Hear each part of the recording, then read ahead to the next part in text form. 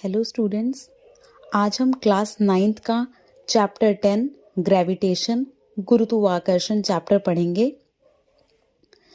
आप सबने सुना होगा कि एक साइंटिस्ट थे जिनका नाम है न्यूटन। वो एक पेड़ के नीचे बैठे हुए थे और अचानक उनके सर पर एक एप्पल आकर गिरा। तब उन्होंने सोचा कि ये एप्पल मेरे सर पर आकर गिरा है, मतलब ये चीज़ नीचे की तरफ ही आकर क्यों गिरी। वैसे तो हर चीज़ पहले से ही नीचे की तरफ ही गिर रही थी, लेकिन सिर्फ न्यूटन जो साइंटिस्ट थे उन्होंने ही ये सोचा कि क्या ऐसा है कि सारी वस्तुएं जो हैं वो नीचे की तरफ ही आकर गिरती हैं। तो उसी को गुरुत्वाकर्षण बल कहा गया। चलो अब देखते हैं होता क्या है गुरुत्वाकर्षण बल की डेफिनेशन। कोई भी वस्तु अगर धरती की केंद्र की तरफ खिंचती है तो वो बल कौन सा है? गुरुत्वाकर्षण बल। The force which pulls the object towards the center of earth is known as gravitational force. आपने देखा होगा आपकी कोई भी चीज जो है, अगर आप उसे हवा में भी उछालते हो, एक पत्थर लोगे, अगर आप उसे हवा में उछालोगे तो हवा में उछालने के बाद वो एक सर्टेन हाइट अटेन करेगा और उसके बाद वो सीधा धरती की तरफ ही गिरेगा।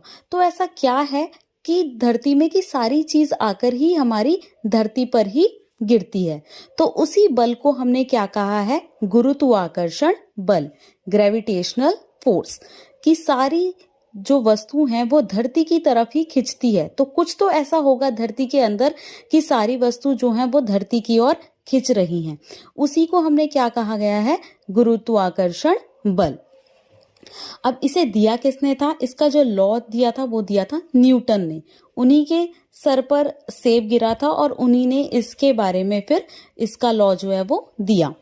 Newton universal law of gravitation, गुरुत्वाकर्षण का सार्वत्रिक नियम। यहाँ पर दो ऑब्जेक्ट्स लिए गए हैं, एक ऑब्जेक्ट ये है और एक ऑब्जेक्ट ये है।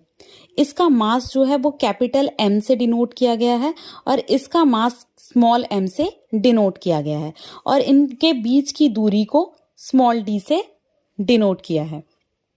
इस नियम के अनुसार क्या है कि इन दो, हिंदी में इन्हें पिंड बोला गया है, इन दो ऑब्जेक्ट्स के बीच का जो गुरुत्वाकर्षण बल है उनके द्रव्यमान यानी इन दोनों के मासेस के गुणनफल यानी मल्टीप्लिकेशन के डायरेक्टली प्रोपोर्शनल है और इनके बीच की जो इतनी दूरी है इसके वर्ग के इनडायरेक्टली प्रोपोर्शनल है। अब डायरेक्टली प्रोपोर्शनल और इनडायरेक्टली प्रोपोर्शनल का मतलब क्या होता है? डायरेक्टली प्रोपोर्शनल ये होता है अगर एक चीज बढ़ रही है तो दूसरी चीज भी बढ़ेगी, ठीक है। और इनडायरेक्टली प्रोपोर्शनल का मतलब होता है अगर एक चीज बढ़ रही है तो दूसरी चीज घटेगी और दूसरी चीज बढ़ रही है तो एक चीज जो है वो घटेगी, मतलब इनडायरेक्टली प्रोपोर्शनल। डायरेक्टली में दोनों चीज बढ़ती हैं, इनडायरेक्टली में एक घटता है तो दूसरा बढ़ता है, ये इसका मतलब होता है। तो इसका जो हमारा इक्वेशन है वो है F = G/m d स्क्वायर। अब समझेंगे इसे क्या बोला गया नियम के अनुसार। नियम के अनुसार बोला गया है कि F किसके बराबर है? हमारा F जो है वो इनडायरेक्टली प्रोपोर्शनल है एक ऑब्जेक्ट के मास के दूसरे ऑब्जेक्ट के मास के मल्टीप्लिकेशन के इक्वल है। फिर बोला गया F किसके इनडायरेक्टली प्रोपोर्शनल है? इन दोनों ऑब्जेक्ट्स के बीच की दूरी के इनडायरेक्टली प्रोपोर्शनल है। अगर फोर्स हमारा ज्यादा होगा तो डिस्टेंस कम होगा, मतलब इनडायरेक्टली अगर ये ज्यादा है तो ये कम, ये ज्यादा है तो ये कम। फिर हमने इक्वेट करा इसे, F is directly proportional to m/d square. और जब हम इसे इक्वेट करते हैं तो हम इसे हटाकर इक्वल्स टू का साइन लगाएंगे और एक कांस्टेंट लगाएंगे जिसे बोला गया है कैपिटल G, और इसी G को क्या बोला गया है? ग्रेविटेशनल कांस्टेंट, गुरुत्वीय स्थिरांक। अब इस कैपिटल G की जो वैल्यू है वो होती है, इसकी value 6.673 into 10⁻11 newton metre square पर kg स्क्वायर। अब नेक्स्ट टॉपिक है गुरुत्वाकर्षण के सार्वत्रिक नियम का महत्व, क्या इंपॉर्टेंस है हमारी इस यूनिवर्सल लॉ ऑफ ग्रेविटेशन की। हमें ये पृथ्वी से बांधे रखने में मदद करता है। ये वो फोर्स है जिसकी वजह से हम पृथ्वी पर चल पा रहे हैं, रह पा रहे हैं। ये इसी गुरुत्वाकर्षण बल के कारण ही हम पृथ्वी से जुड़ रहे हैं। सेकंड इज पृथ्वी के चारों ओर चंद्रमा की गति। आपने देखा होगा पृथ्वी के चारों ओर चंद्रमा जो है वो गति करता रहता है। चंद्रमा पृथ्वी के चारों ओर गति करता है तो क्यों, या तो पृथ्वी क्यों नहीं गिर जाती या चंद्रमा क्यों नहीं गिर जाता, क्यों नहीं गिरता, वो एक ही ऑर्बिट पे, पर्टिकुलर ऑर्बिट पे ही मूव करते रहते हैं। क्या कारण है उसका कारण भी है ग्रेविटेशन, गुरुत्वाकर्षण बल। इसी बल के कारण जो हमारे प्लैनेट्स हैं वो सन के अराउंड जो है चक्कर लगाते हैं, ना तो वो एक दूसरे से टकराते, और ये इसी बल के कारण, गुरुत्वाकर्षण बल के कारण ही वो प्लैनेट्स जो हैं वो सन के अराउंड रिवॉल्व होते रहते हैं।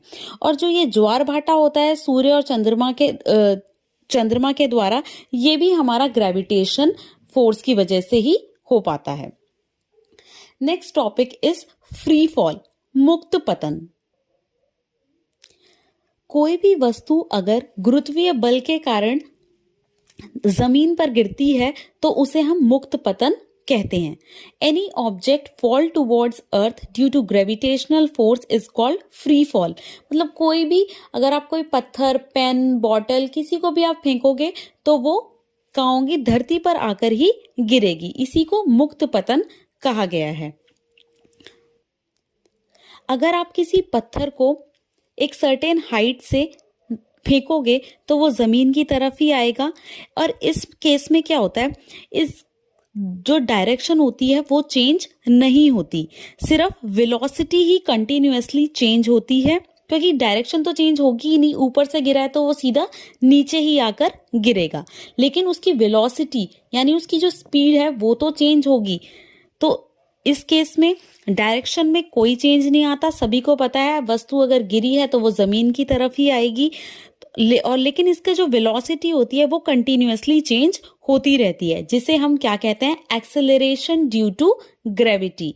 त्वरण, गुरुत्वीय त्वरण इसे कहा जाता है।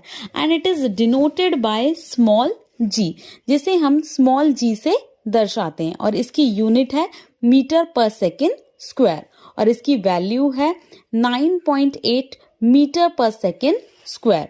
हमने कैपिटल जी की वैल्यू पढ़ी थी। कैपिटल जी की वैल्यू थी हमारी 6.673 इंटू 10⁻⁻11 न्यूटन मीटर स्क्वायर पर केजी स्क्वायर, और हम स्मॉल जी की वैल्यू पढ़ रहे हैं 9.8 मीटर पर सेकेंड स्क्वायर।